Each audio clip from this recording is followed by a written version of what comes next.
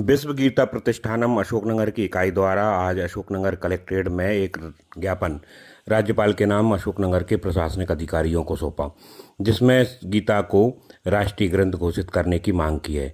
इस दौरान ज्ञापन में उन्होंने बताया कि भारतीय समाज में व्याप्त तमाम सारी रूढ़ियों एवं कुरीतियों पर विजय पाने एवं समाज को संस्कारवान बनाने में गीता बहुत महत्वपूर्ण हो सकती है, इसलिए उसे राष्ट्रीय ग्रंथ घोषित किया जाए।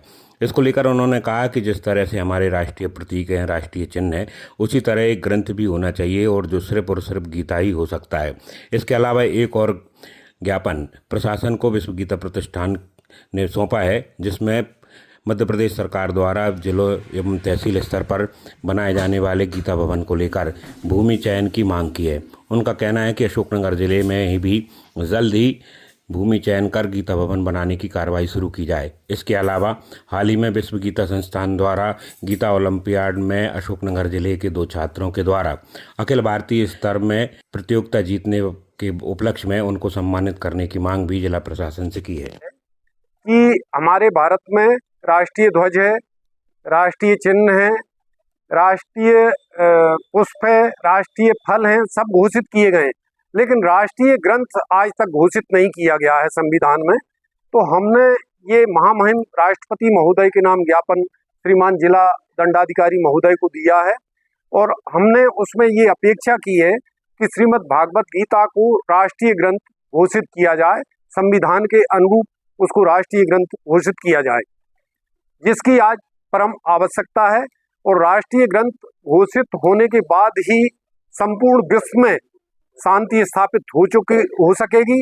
लोग राष्ट्रीय ग्रंथ मानकर उसके अनुरूप आचरण करेंगे, पाठ्य पुस्तकों में उसके अध्याय आएंगे, श्लोक आएंगे, तभी मानव समाज में शांति स्थापित हो सकेगी। इसके लिए हमने माननीय महामहिम राष्ट्रपति महोदय को ज्ञापन दिया है जिलाधीश महोदय के माध्यम से।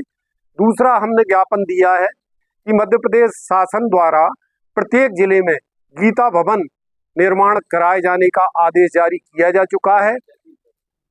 हाँ, तहसील पे भी है। तो इसके संबंध में हमने पूर्व में भी जिला दंडाधिकारी महोदय को आवेदन दिया था और आज भी पुनः ये आग्रह किया गया है कि गीता भवन के लिए आवंटित कर दी जाए और वहाँ स्वीकृत करके गीता भवन का निर्माण प्रारंभ किया जाए।